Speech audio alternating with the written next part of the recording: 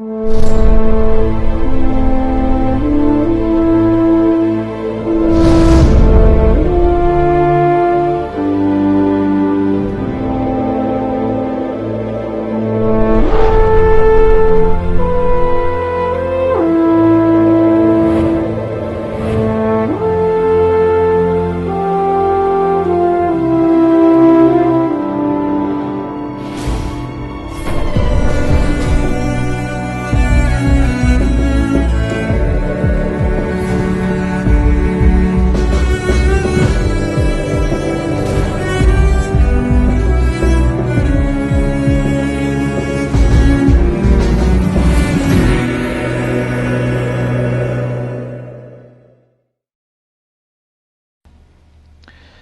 said that since we are talking about, inshallah, the fatwa of the Supreme Leader of the Islamic Republic, Ayatullah Khamenei, in these sessions, the question that has been raised is whether he is qualified or not to, or for us to follow him. And we need to address this issue. We also pointed out that the reason why we're addressing this issue regarding this particular marja is not to say that the other maraja are not qualified to be followed or anything along those lines. The other maraja, alhamdulillah, there's plenty of people to speak up for them. And for the most part, or for many of them at least, there's not too much hearsay condemning them or putting them down. Others can take care of them. Since we are talking about Ayatollah Khamenei and the circumstances here in the West especially, but worldwide I think, online especially, you see that there's a lot of questions regarding this marja and whether or not he is qualified. So we wanted to talk a little about the qualifications of Ayatollah Khamenei. First, I'll talk about the condition of ijtihad and a'lamiyya. A little bit of background about Ayatollah Khamenei. He was born in 1939, which means that this year he turned 70. May Allah prolong his life. In July. He's born in Mashhad to a religious family. His father is an alim, a scholar. He starts his education early on. I don't want to get into the non-Hawzawi education, but he has his secular education from the regular schools in Iran, in Mashhad, where he was living. When he began his Hawza studies, it took him 5.5 years to finish the muqaddamat in the sutuh. The standard time for studying the muqaddamat in the sutuh for an Iranian student that is not raised with the Arabic language is about 10 years. Ayatollah Khamenei finished all of muqaddamat in sutuh, and he was doing it while he was still studying his secular studies as well. Partially, the beginning of it was like that. He managed to finish all of that in 5.5 years. At the age of 18, he starts attending Bahthul Kharij.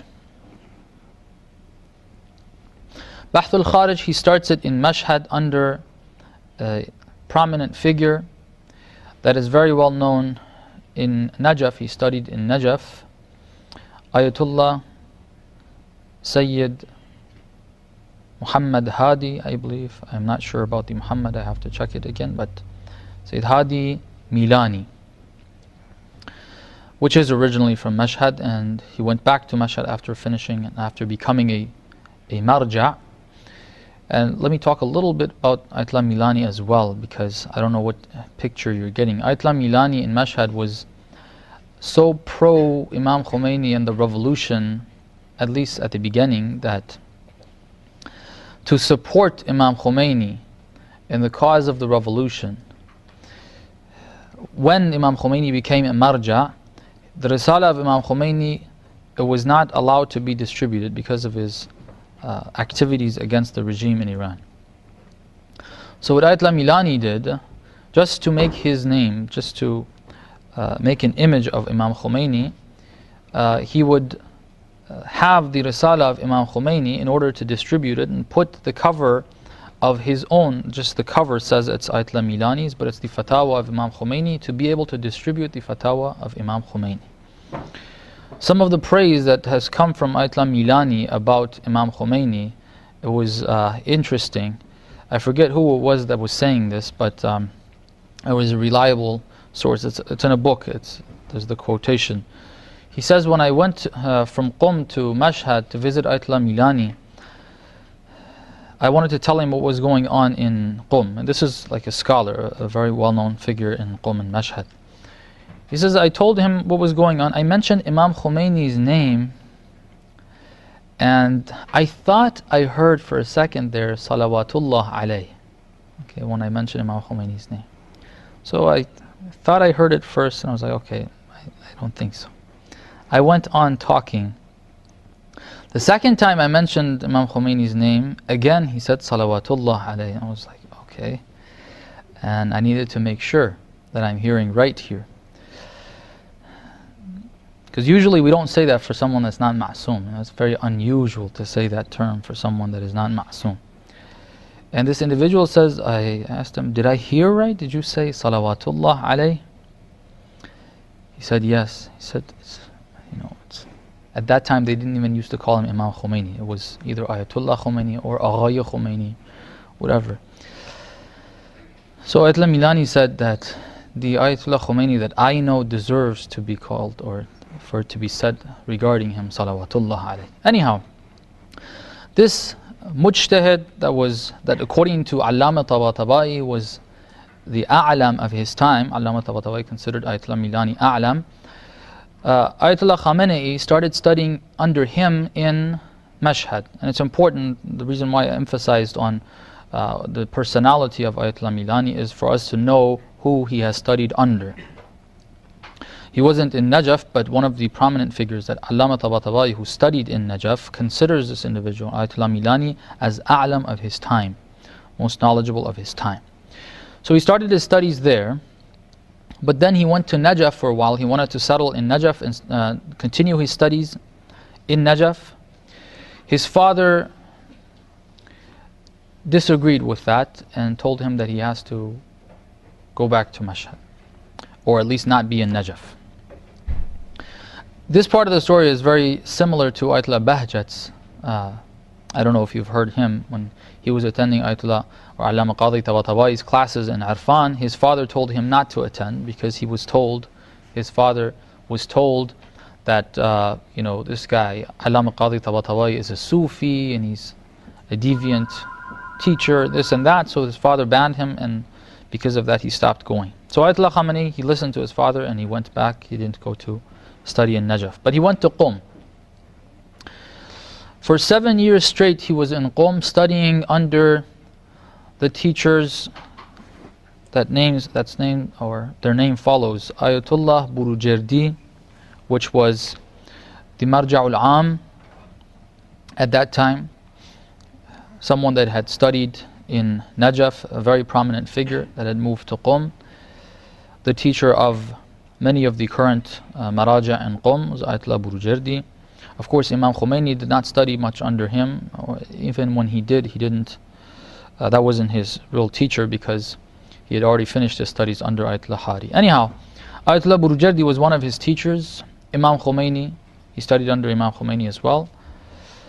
The son of Ayatollah Hari, who set up the Hawza in Qom, Sheikh Murtada Hari, which was one of the top figures in Qom, a friend of Imam Khomeini. Ayatollah Khamenei has studied under him as well, and also under Allama Tabatabai. He's studied a little while. How long, I don't know the exact details of that. But for 7 years he was in Qom and he studied under these individuals. Then he went back to Mashhad. For 4 years he studied Kharij under Ayatollah Milani again. So after his sutuh, he has studied 11 years under teachers, Bahth al-Kharij. Okay. Speaking to some of those who knew Ayatollah Khamenei in Iran, when the issue of the ijtihad of Ayatollah Khamenei came up, they said, we testify that he was a mujtahid not now, but in 1337, that's in the Iranian calendar, 1337, that's the first year that he started his Bahthul Kharij. He was teaching also. He had classes, he was teaching makasis, some of the advanced classes in the Hawza, he was teaching that. They testified, these are scholars, that in 1337 he was a mujtahid, not now. This is, I think, 5 years, yes, 5 years before the movement of Imam Khomeini started. This is important. Some people say, oh, he's always been in politics, and yes, he's been active, but 5 years before the actual movement started by Imam Khomeini, he was a mujtahid according to that testimony. And this is, it's not unusual for someone, and that time he was 19 apparently, if you do the calculations. It's not unusual. Shahid Assad was a mujtahid before he was baligh, actually. According to the testimony of Ayatollah Khoui, if I remember correctly, the date of that goes back to before Shahid Assad was even baligh. Or maybe a little after it, but the talk about his ijtihad is about before he was even baligh. So, the ijtihad that he has is testified by scholars to be 5 years before the movement of Imam Khomeini began. And when the movement of Imam Khomeini began, he was part of it, he was politically active, but he also was involved with his studies, as we said. Up till 1347, he was actively participating in Bahthul Kharij of Ayatollah Milani in Mashhad. After that, apparently he gets involved more in his political and social activities, and at that point I believe he would be, like, after 11 years, the teachers that are more familiar with Bahthul Kharij and have given advice on how much to attend Bahthul Kharij and where the benefits are going to be, they say within 2 or 3 years you should be gaining the ijtihad, if it takes that long. And afterwards, for a little while, for a few years, you need to go to see what you can benefit from the teachers. After that, it's your own work. So after 11 years of attending Bahthul Kharij, Ayatollah Khamenei does not attend Bahthul Kharij any longer, at least on a continuous basis. And he does his own research, he does his own studies, and he's actively involved in the revolution. He holds classes of tafsir in Tehran and in other cities of Iran, in Mashhad. And he gets involved with, he's exiled, and a lot of things happen. He's sometimes imprisoned during the previous regime. The question that comes up is that, okay, even if the individual was mujtahid, but all these years of staying away from studies. First of all, Ayatollah Khamenei has never stayed away from studies. This testimony comes from, I think, one of, I think it was either Ayatollah Mishkini, I think it was Ayatollah Mishkini or Ayatollah Jannati, one of these figures. When Ayatollah Khamenei was a president in the beginning of, after the revolution succeeded, a few years after that, he was president for 2 terms. He served 2 terms before he became the supreme leader. During that time, Ayatollah Mishkini, I think it is, he said that I saw one of the sons of Ayatollah Khamenei and asked him, what are you studying? He said, Shara'i', one of the books of fiqh. He said, who's teaching you? He said, my father is teaching me. And Ayatollah Mishkini was amazed. He said, for an individual with all these responsibilities to be able to manage to fit that in the schedule and teach that class, it is a very great accomplishment. He never stopped his studies.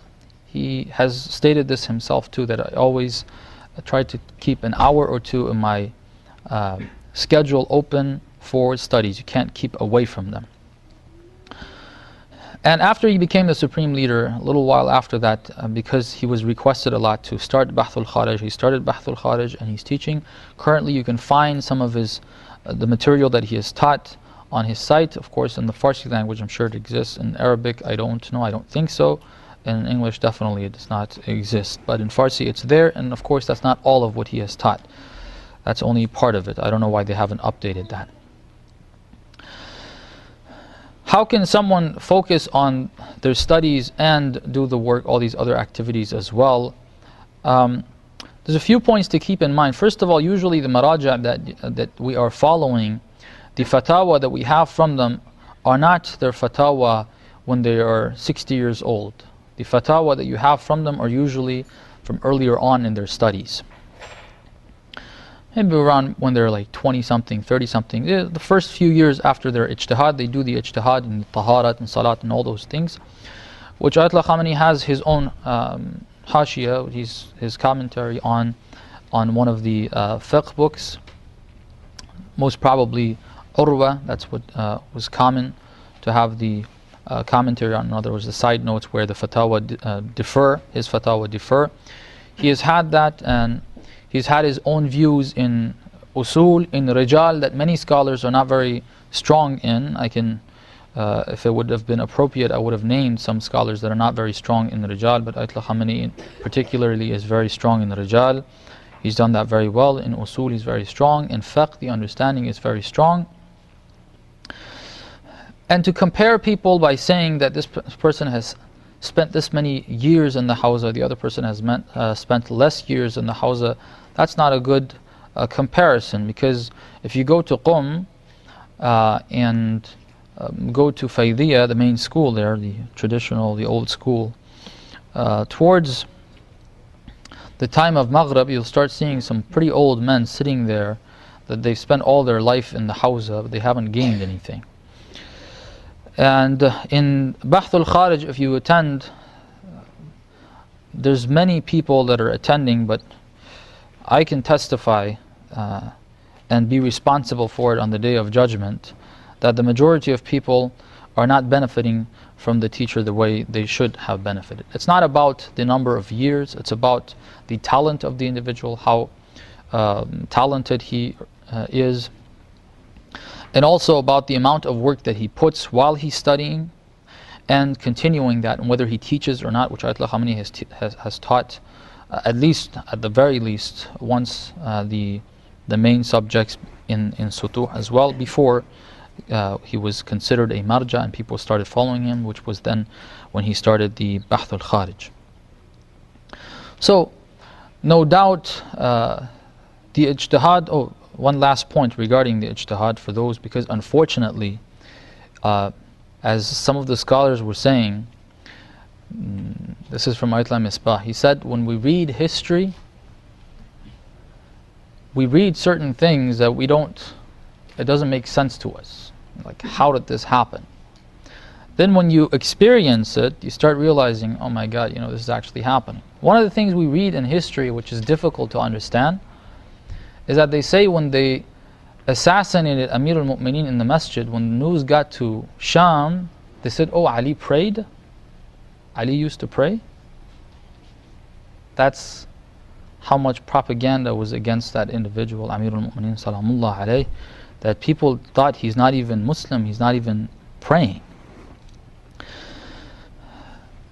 Unfortunately, these days, there's so much accusations and so much false information that forget about a'lamiyya, people are questioning ijtihad and things like that, and it's very, you start to feel like how it was back in those days when Amir al-Mu'mineen was assassinated like that. Regarding ijtihad, we have one of the strongest figure in our Shia or the history of our Shia jurisprudence and fiqh, testifying to the ijtihad of Ayatollah Khamenei for sure. And that individual, all of what I said, put that aside, the individual that I'm mentioning is an individual who has his usul, has been printed, 4 or 5 different students have written his usul. He has written an usul himself, which is rare in the recent history for a faqih and an usuli to write his own usul, okay, and not his students just write down what he has said in class. His fiqh is a very strong fiqh, and he has ijtihad from numerous scholars, and that individual is the late Imam Ruhullah al-Khomeini rahmatullah alayh. He has testified to the ijtihad of Ayatollah Khamenei when he has said that in a few, at least, the very least, a few instances where he was asked what's going to happen after you, who is going to rule, he has said Ayatollah Khamenei is qualified to rule. The main qualification that Imam Khomeini had in mind for ruling, other than the other, the aspects of the personality and things, is the concept of ijtihad. At the very least, that Imam Khomeini has testified in this statement, and he has said a few times. He has mentioned this a few times to different individuals.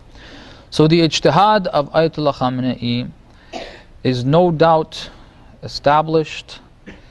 Comparing him to the scholars that are considered of those who may be a'lam, I can testify by comparing the works of Ayatollah Khamenei, which, as I said, they're available and one can see them for those who are they know fiqh and usul and they can judge.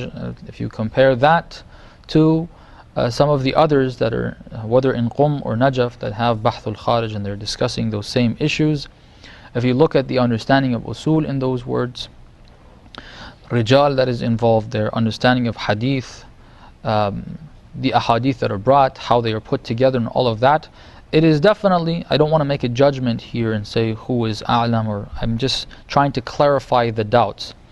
It is most definitely comparable, and at the very least above many of the others, which I won't mention names, clearly above many of the others that are considered a'lam and they have many followers and nobody is questioning their ijtihad or a'lamiyya.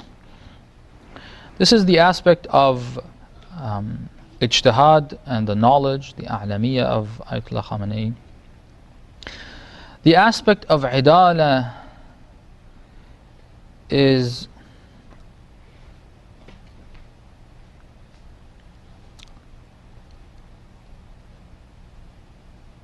the like of me to talk about the idala of Ayatollah Khamenei is something that is not justice. Okay, if I went to talk about the idala, to tell you that he is adil, somebody would have to establish my idala if I want to talk about Ayatollah Khamenei. But this individual is undoubtedly one of the most just, one of the most pure scholars that we have, that has full control of his nafs. Okay. Not just a normal idala, not just a normal idala. It is far beyond just a regular idala of not committing sins. We don't hear too much of the personal life of Ayatollah Khamenei and how he lives his life right now. Okay. Background about his childhood: he was raised in a poor family. They had a very small house with one room in, other than the main hall of the room, there's only one room there in a dark basement. They didn't have anything else. 70 meters, 70 square meters is the house. And later on it was expanded a bit. They had 3 rooms. With the family that his father had, they only had 3 rooms. He grew up and he had his own family. He has some children. I have seen his sons personally in Qum. They walk around. Comparing, just before anything else, if you just compare the children of Ayatollah Khamenei compared to others, I don't want to mention names again. First, let's just compare the amount of wealth and power that is easily accessible by Ayatollah Khamenei and his family members. The wealth that Iran has, okay, all of the oil fields, that's all under the government. All of the gas, that's all under the government. The wealth that Iran has, it's all to a great extent, okay, whatever is governmental, which there's a lot there, is easily accessible by Ayatollah Khamenei and his children and his whole family.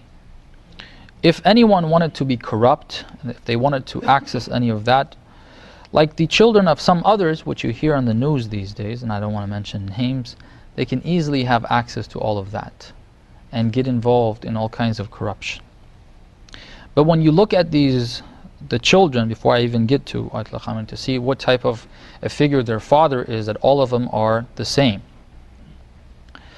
When they wanted to go, I know the father-in-law of one of the sons, at least, of Ayatollah Khamenei. It's an individual called Ayatullah Khushfaqt.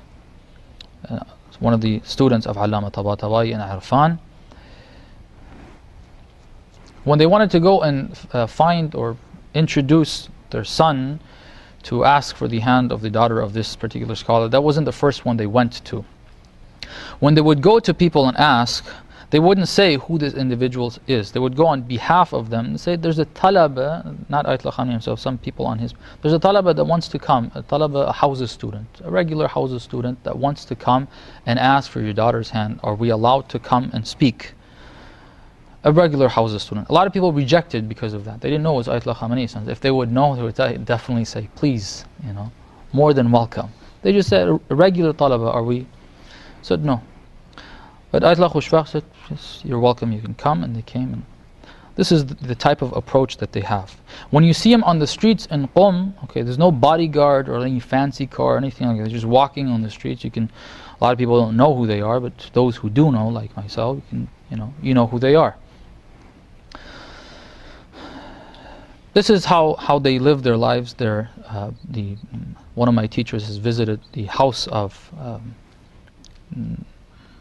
one of Ayatollah Khamenei's sons, and it's very, very, very regular, if not below standard, living standards in Iran. That type of a life that they have. Below standards is definitely below their normal standard, but as a talaba, it's around the standard of how a Hawza student lives their life, or his life. That's how they live. Those who've had contact with Ayatollah Khamenei himself in his house, this is, I think, said by Agha Haddad Adil or Agha Velayati, which I've personally seen that individual, Haddad Adil, and he's a very honest and sincere and simple person, and simple in the sense that it's easy to talk to. He doesn't hold himself up high, although he was the parliament speaker at one point. Anyhow, he says that either him or Agha Velayati, they said that when Ayatollah Khamenei moved to go to to the house where he's staying at right now, they wanted to move, obviously, the equipment, whatever he had in his home.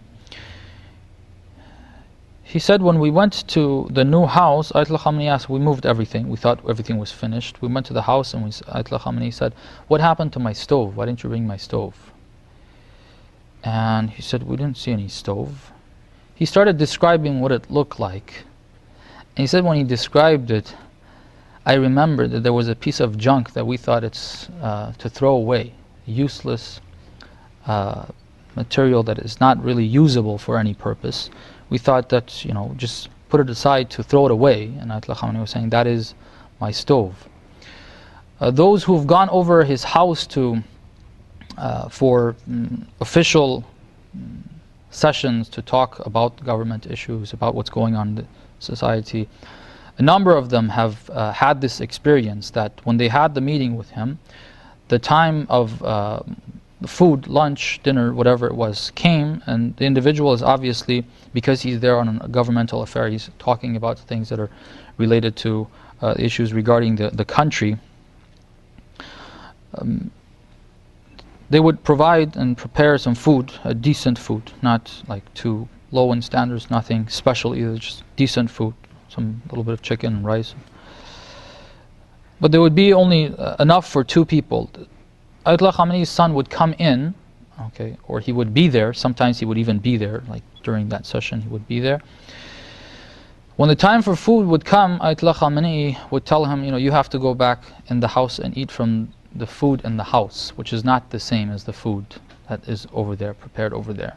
Those who visited the house have had some experiences which are not really believable. What I'm saying, many people are going to probably say, oh, this is fairy tales you're talking about. Whoever wants to accept it, they can accept it. They don't want to accept it, that's fine. But this is a reality.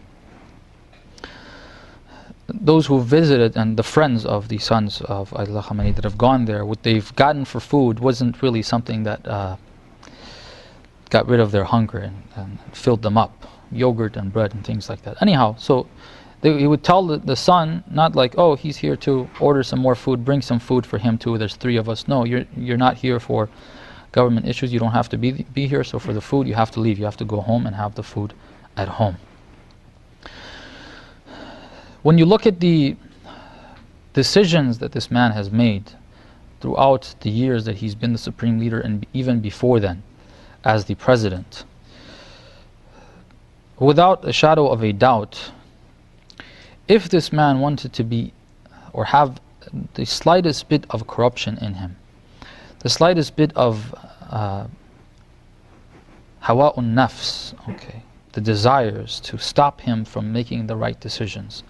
Many of the decisions that have caused him to be targeted by so many individuals and his reputation be destroyed, he wouldn't have made those decisions.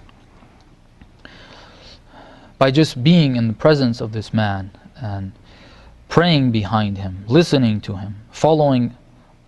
Unfortunately, maybe many of you don't speak Farsi or don't understand Farsi, but if you follow even the translation, I think, and look at the way he has guided this country in the Islamic direction throughout these years, one can very clearly testify that this man is no doubt one of the most just and adil scholars that would not, for any reason, for his children, for his family, for his personal benefit, for any party's benefit, okay, for anything other than Allah, change his view and make a decision to go against what Allah subhanahu wa ta'ala has said because of something like that.